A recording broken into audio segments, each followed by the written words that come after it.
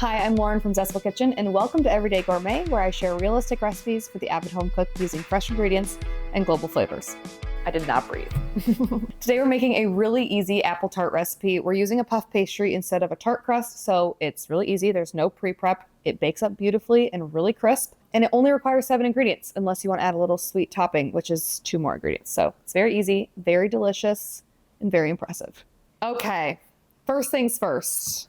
I have a sheet of puff pastry that has been, I thawed it in the fridge for a couple hours, and then I had it out at room temperature. You can just set it out at room temperature for 10 minutes. I have a parchment lined baking sheet, and I'm just going to unfold this. And I do not recommend rolling or pressing your puff pastry because that will just remove all the layers, and that's why you get puff pastry. It's not going to remove them, but it will just push them down so it won't puff up as tall.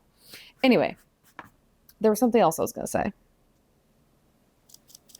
Oh, you want to make sure that it's adequately thawed. You don't want to be forcing it to unfold. So just be patient with it as it's thawing. And then before we start our filling, I'm just going to lightly score the edges. And this will, be a visual border for you to keep the apples within, but it will also kind of help you fold it up and over. So I'm just going to do a 1/4 inch border around that I'm just going to score. You don't want it to go all the way through. Okay. So then we're going to slice up a Granny Smith.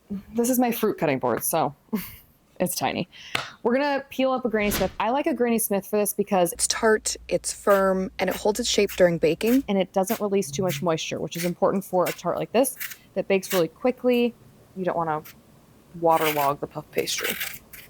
So I'm going to cut it in half first, and then I'll thinly slice it.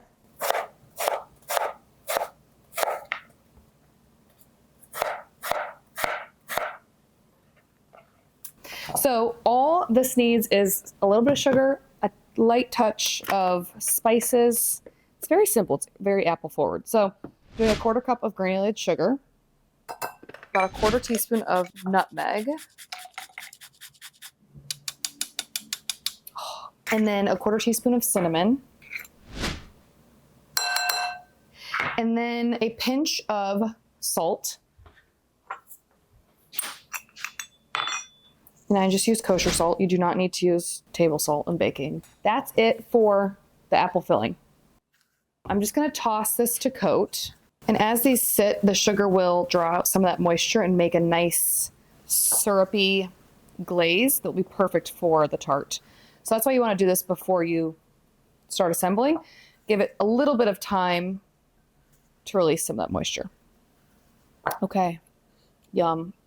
Setting that aside. So I have 3 ounces of regular cream cheese. Put it in the microwave for 20 seconds on 3 power. It's a perfect softness. So I'm just going to take my offset spatula and just basically dot the entire pastry with bits of cream cheese. It will melt as it bakes. You want to have a nice even layer of cream cheese. It doesn't have to be perfectly spread because you don't want to tear the pastry, but you do want it to cover it. So that looks pretty good. If it is soft enough for you to spread it, I would say spread it. But if it's not and you're tearing the pastry, just leave it as is. But this is perfectly softened. I'm just going to whisk up an egg to make an egg wash really quick. So just whisk that up.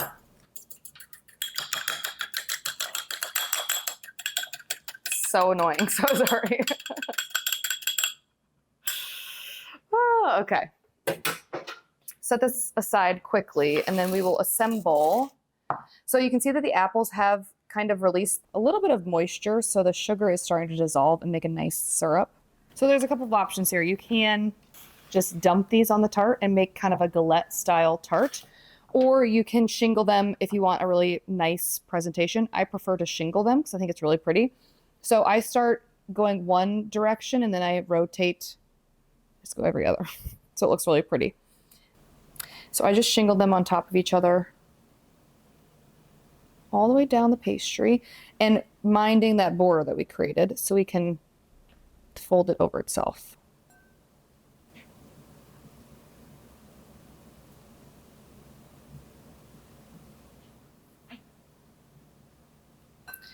And I always nestle in a few if you have leftovers, which it's likely that you won't. You don't want to layer them too compactly because you're only using one apple, so there's not that many slices. But it's always easier to sneak them in than to reorganize.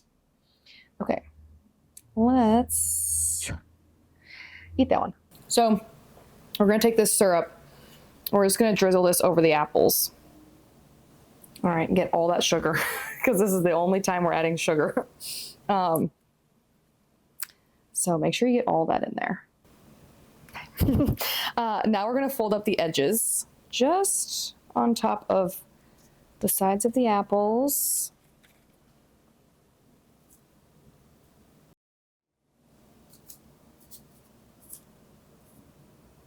So then we'll egg wash the edges. The egg wash will kind of act like a glue a little bit to keep it together, but press it down. So to keep the edges connected, you can just egg wash underneath and then seal it and it'll stay together.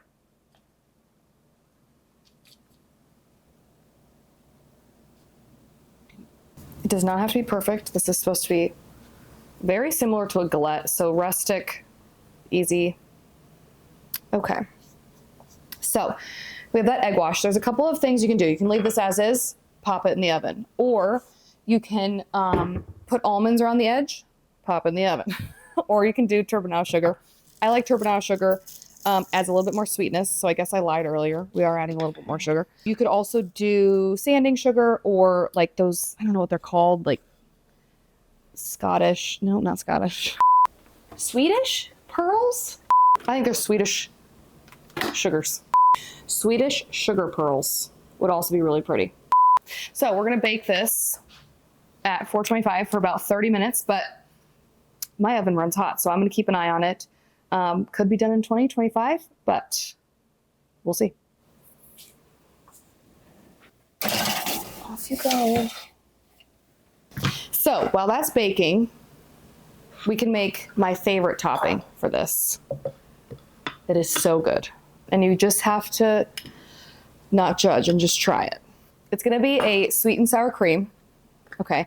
But if you think about it, it's very similar to like a vanilla yogurt. So you could actually just get a vanilla yogurt. I'm thinking about that now. But I like the tang of sour cream. I like the fat that the sour cream adds.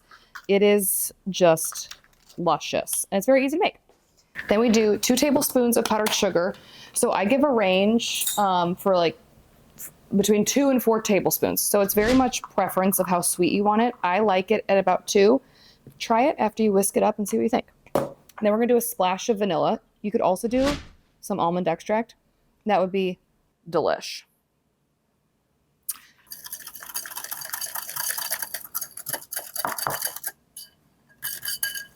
I mean, when I think about this, this really is just sweetened yogurt, but you wanna make it your own.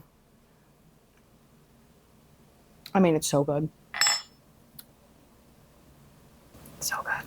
Okay, I'm just gonna add a little bit of this and just a pinch, tiny pinch of salt. And then this will be just what we serve over top of the apple tart. You could also do vanilla ice cream, whipped cream, nothing. The options are there. So, okay, it's just out of the oven, nice and golden brown, and I'm just gonna brush it with some maple syrup. You can also do some warmed up honey, just to give it a nice sheen.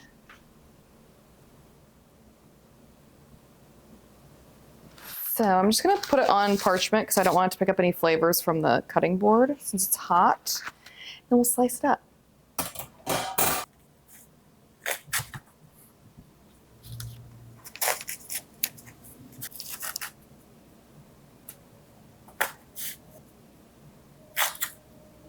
Oh, yum. That looks good. Okay, let's plate it up. And then I'm also gonna finish with just a few almonds, because why not? Yum. There she is. Let's try. I'm excited. It's a big bite. Wow. That sour cream is so good. It's flaky. It's not too sweet. It's just sweet enough. And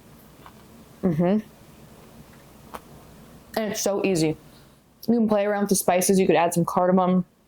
The puff pastry is such a great shortcut for an elegant dessert that you can make rustic if you just dump the apples in. I always keep puff pastry on hand in the freezer so you could make a dessert like this literally at the drop of a hat if somebody drops by. It's such a great dessert. I hope you enjoy this. Let me know if you make it. All the details are in the caption below. And don't forget to make that sour cream. I hope you enjoy this recipe. And I hope you meet me back here next week for another Everyday Gourmet.